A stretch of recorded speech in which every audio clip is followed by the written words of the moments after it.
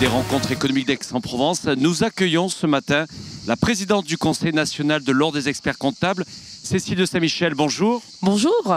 Bienvenue ici au studio La Tribune, en direct des rencontres économiques d'Aix-en-Provence.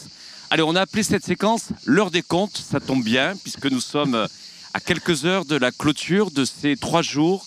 On a parlé ici de recréer l'espoir. Vous qui êtes au contact de tout le tissu économique français, TPE, PME, ETI, quel est le climat que vous ressentez à l'aube des vacances d'été auprès de vos clients, de tous ces entrepreneurs? Alors, on sent un climat qui n'est pas aussi catastrophique que ce qu'on nous avait prévu, et voire même pas catastrophique du tout. Parce que quand on regarde aujourd'hui le taux de défaillance des entreprises sur le premier trimestre 2023, on se rend compte qu'en fait, la vague de défaillance prévue, prédite par plein de gens n'est pas là. Quand on regarde, on a 50%, c'est vrai, de défaillance supplémentaire par rapport à 2022, mais on a 18% de moins que 2019, qui était l'année avant le Covid. Donc on se rend bien compte là que les oiseaux de mauvais augure qui nous avaient prédit une vague, voire un tsunami de défaillance dans les entreprises, ce tsunami, il n'est pas là. Après, pour les mois à venir, moi je ne suis pas devin, je ne peux pas prévoir. Mais on peut déjà constater que ça n'a pas été un déferlement extraordinaire de défaillance dans les entreprises. Justement, les experts comptables, vous regardez à la loupe les comptes des entreprises. Cette facture énergétique dont on disait justement qu'elle pouvait avoir un impact très très fort, notamment sur le tissu industriel. Il y a eu donc des amortisseurs. Comment vous expliquez finalement que les entreprises françaises ont mieux résisté?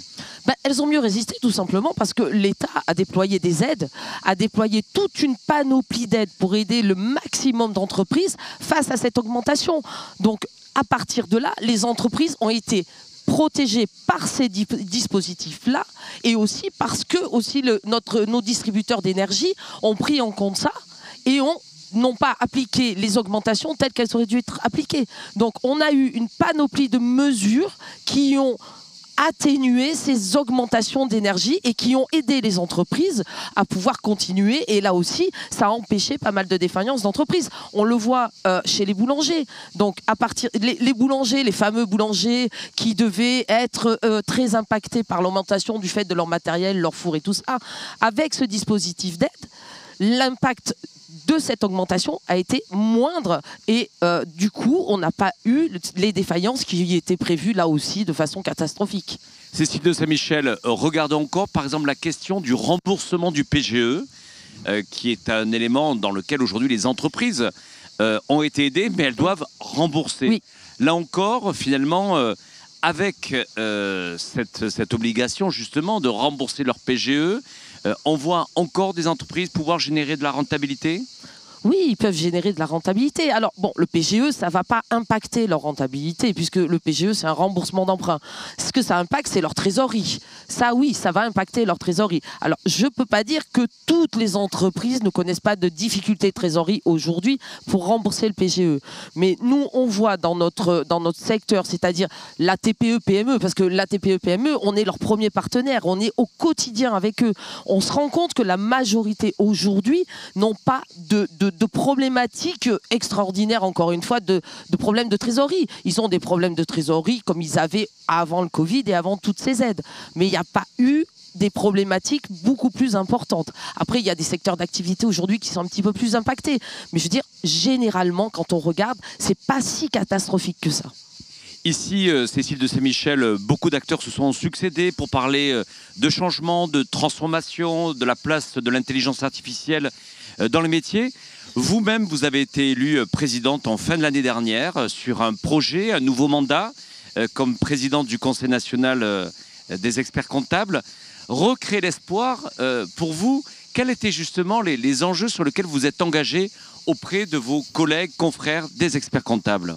Alors, sur la mandature, là, depuis que j'ai été élue au mois de décembre, on a mis 3 axes sur notre mandature. 3 axes principaux qui sont la facture électronique, la data et l'intelligence artificielle, parce que la facture électronique, c'est pour demain, c'est-à-dire c'est dans moins d'1 an, et la data et l'intelligence artificielle, ça va arriver tout de suite derrière, voire c'est en même temps. On a un enjeu important aussi, la profession sur la durabilité. Parce que la durabilité, c'est un enjeu citoyen. Et c'est un enjeu où les experts comptables ont un vrai rôle à jouer pour accompagner les entreprises dans leur décarbonation.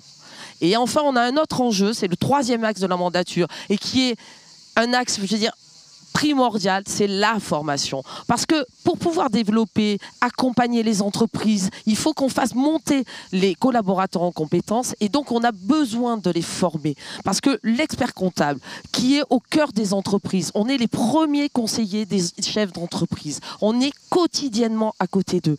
La facture électronique et la mise en place de la facture électronique ne passera que par nous. C'est nous qui allons les amener à la facture électronique. Et de même pour la durabilité, il n'y aura pas de décarbonation des entreprises sans les experts comptables. Donc on a besoin, nous, de nous former et on a besoin de former nos équipes. Nos 170 000 collaborateurs ont besoin d'être formés pour monter en compétence sur ces deux axes que sont la facture électronique, l'intelligence artificielle et la durabilité. Alors justement, quand on parle de formation, il y a bien sûr un sujet qui est toujours de rendre le métier d'expert comptable attractif. Quelles sont les actions que vous pouvez porter justement pour attirer les plus jeunes et faire finalement de ce métier de l'ordre des experts comptables comme un métier à la fois indispensable au cœur de l'économie, au cœur des entreprises? On est au cœur de l'économie. On est quotidiennement au cœur de l'économie. On est en permanence à côté des chefs d'entreprise. Je vous le disais, ici, on a des tas d'entreprises sur ce plateau, des grandes, des petites, des moyennes. On a des tas d'entreprises. Si vous voulez savoir comment fonctionnent ces entreprises, comment être au cœur de ces entreprises, venez dans l'expertise comptable, venez dans la filière comptable. On a aujourd'hui un taux de réussite au diplôme d'expertise comptable en 2022 qui a été le plus haut jamais atteint. On a de plus en plus de monde dans notre filière. Alors c'est sûr, les gens ont l'impression que c'est un métier qui n'est pas très sexy parce qu'on est un métier purement technique. Mais si vous voulez connaître les entreprises, si vous voulez savoir comment ça fonctionne, c'est les métiers et la filière comptable qui peuvent vous permettre ça. Donc on a aussi tout ce qui est durabilité. Ça donne du sens à notre métier. Qui, il y a quelques années, aurait attendu la filière comptable sur la durabilité? Et on a un enjeu majeur. On va mettre en place les normes sur la durabilité. C'est nous qui allons les mettre en place dans les entreprises.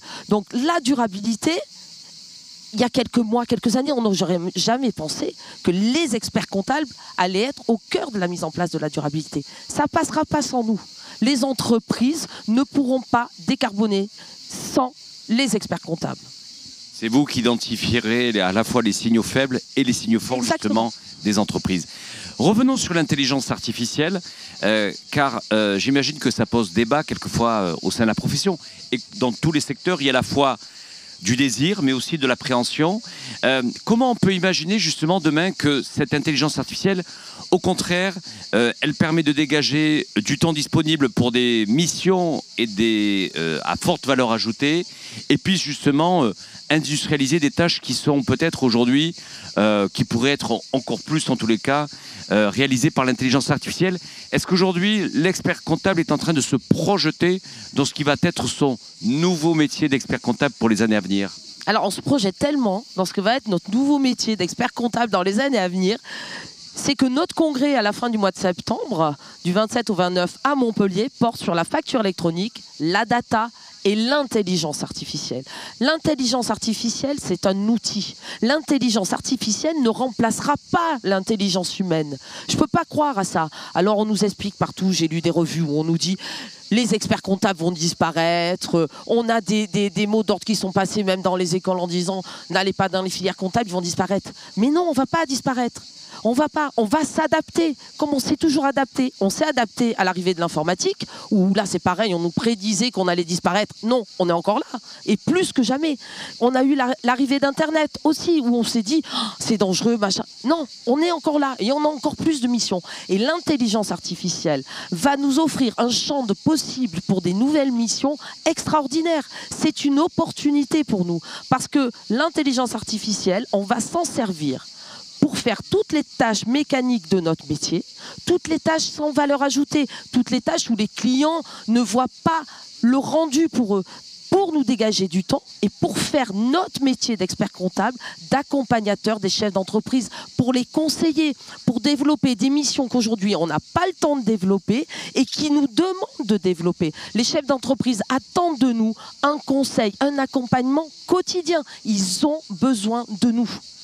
Alors Cécile de Saint-Michel, justement, vous évoquiez ces prochaines rencontres, cette assemblée générale annuelle qui se tiendra donc congrès, à Montpellier en région Occitanie fin septembre.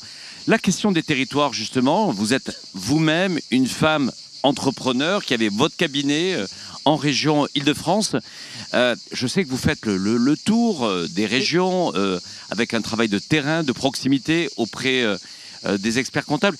Qu'est-ce que vous constatez dans ce premier semestre, à la fois avec une actualité, c'est vrai, qui a touché un certain nombre de territoires de nos quartiers il y a quelques jours. Quel est votre regard justement de présidente à l'échelle de ces particularités, de ces territoires, de cette régionalisation ? Toutes les particularités dans les territoires sont intéressantes et quand on regarde ce qui se passe dans les territoires, alors moi je vois plus la partie, parce que comme vous l'avez dit, je fais la tournée des régions en ce moment pour les assemblées générales des conseils régionaux de l'ordre. On voit un engouement chez les professionnels sur tous ces nouvelles missions, ces nouveaux axes de développement que sont l'intelligence artificielle.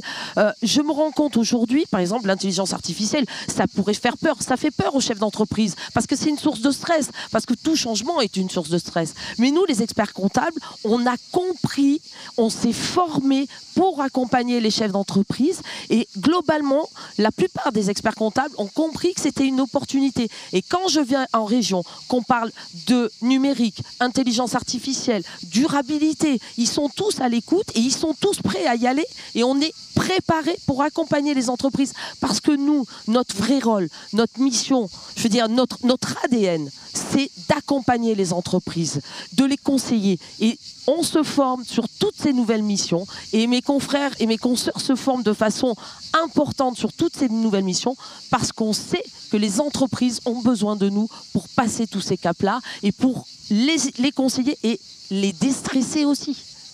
Alors justement, déstresser, conseiller, c'est vrai que l'expert comptable, c'est celui finalement qui est aux côtés du chef d'entreprise, qui est le premier à pouvoir apporter une analyse, des conseils à l'oreille du chef d'entreprise.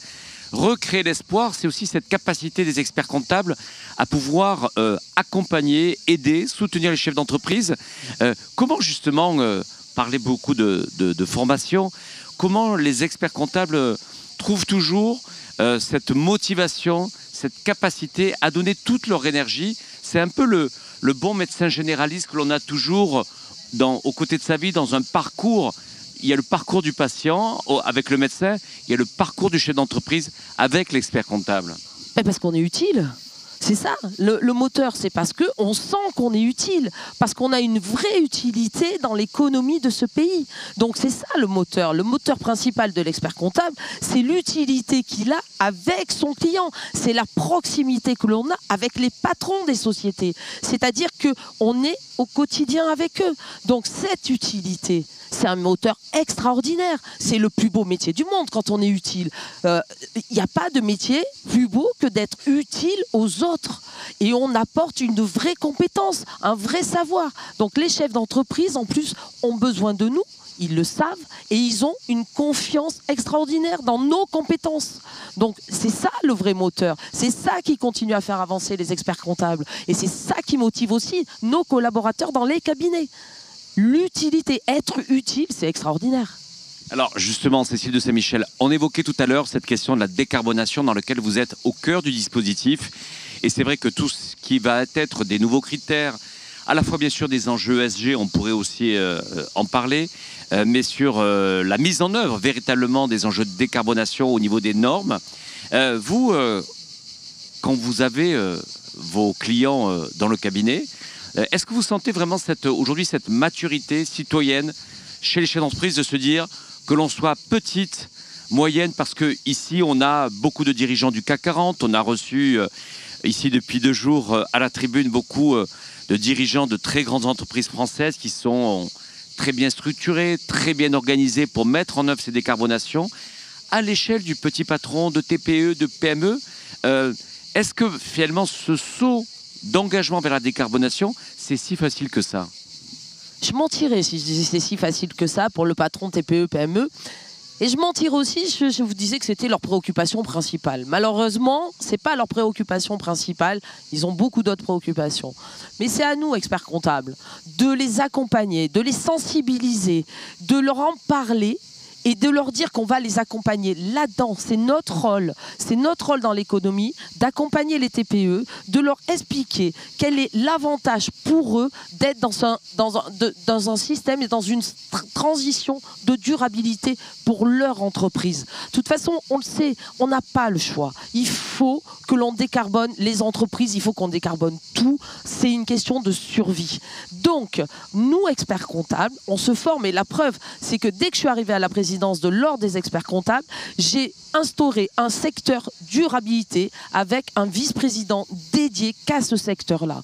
C'est la première fois que ça arrive, donc c'est un enjeu important, c'est un enjeu de citoyen et c'est un enjeu important pour notre profession. Donc les chefs d'entreprise de TPE, PME, ils n'y sont pas sensibles. Mais je sais que nous, on va les accompagner, on va les sensibiliser, on va les former, on va les informer sur tout ce qui est l'éco-responsabilité et la durabilité. Et on a déjà commencé.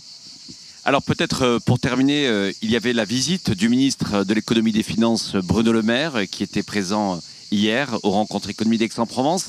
C'est un petit peu votre ministère de tutelle, hein, Bruno Le Maire. C'est notre ministre de tutelle. C'est votre ministère de tutelle.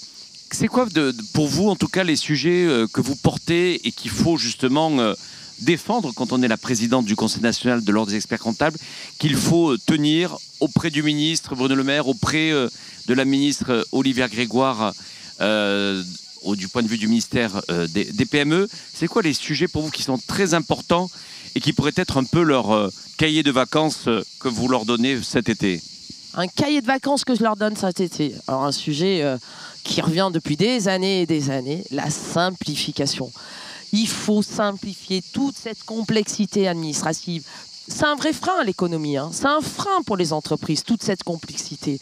Alors je sais, ça n'a pas un rapport direct avec nos grands sujets de durabilité, de numérique, mais c'est important pour le chef d'entreprise. Aujourd'hui, on s'aperçoit que cette complexité commence à avoir une telle importance que c'est un frein à certains moments dans le développement de l'économie et dans le développement de nos entreprises, de nos TPE. Alors si j'ai un devoir de vacances à leur donner, même si je ne peux pas trop leur donner parce que c'est mon ministre de tutelle quand même, mais s'il vous plaît, simplifiez toute cette complexité administrative. Et on est là pour, s'ils le souhaitent, nous faire participer à des groupes de travail sur la simplification, parce que nous, on est au contact du terrain, on est au contact des entreprises, on sait ce qui se passe et on connaît là où il faut simplifier toute cette complexité. Donc ça serait sympa et ça serait bien comme devoir de vacances. Eh bien, plus de simplicité pour recréer de l'espoir, ça sera la conclusion. Exactement. Merci Cécile de Saint-Michel, présidente du Conseil national des experts comptables. Très bel été à vous. On reste en direct sur latribune.fr toute la matinée avec nos invités ici en direct des rencontres économiques d'Aix-en-Provence. Merci.